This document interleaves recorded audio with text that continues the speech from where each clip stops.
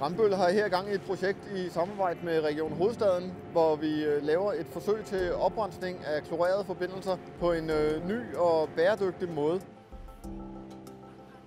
Vi har en forurening, der ligger opstrøms den vej. I samarbejde med Regenesis bliver der lavet en barriere, som vil forhindre forureningen i at sprede sig yderligere. Regenesis have been doing in situ remediation for about 23 years. We've completed over 28,000 sites worldwide. This is the first time we've injected plume stop in Denmark.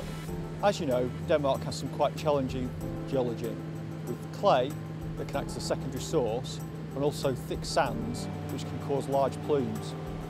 But we've got a great solution here by using plume stop. We've worked really closely with Rambøll and the capital region to ensure that this solution is tailored exactly to Danish geology.